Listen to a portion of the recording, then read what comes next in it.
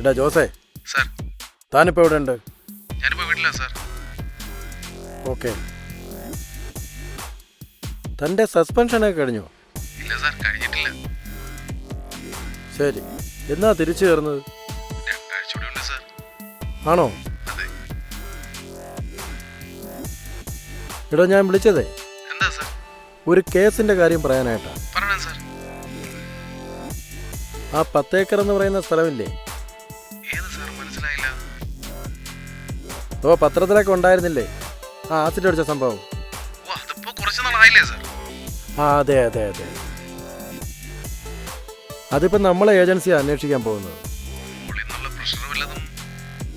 ആ, ചെറിയ പൊളിറ്റിക്കൽ പ്രഷറൊക്കെ ഉണ്ട്.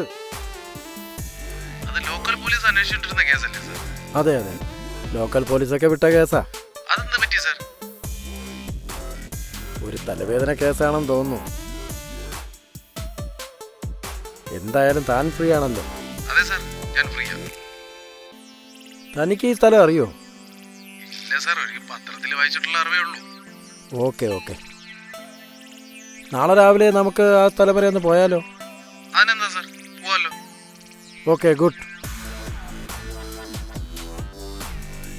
ഞാൻ എന്തായാലും കേസിൻ്റെ ഡീറ്റെയിൽസ് തനിക്ക് മെയിൽ ചെയ്തേക്കാം. ശരി സാർ. ആ അഡ്രസ്സ് എവിടെയാണെന്ന് താനൊന്ന് അന്വേഷിക്കും. സാർ, പരാതിക്കാരൻ്റെ പേരെന്താ? പരാതിക്കാരുടെ പേര് ഉഷ എന്നാണ്. ഓക്കെ സാർ, ഞാൻ അന്വേഷിക്കാം. താനൊന്ന് അന്വേഷിച്ച് നോക്ക്. ശരി സാർ. നമുക്ക് നാളെ രാവിലെ അവിടെ വരെ ഒന്ന് പോകാം. ഓക്കെ സാർ, പോവാം. താൻ എന്തായാലും ഫ്രീ ആയിട്ട് നിൽക്ക്.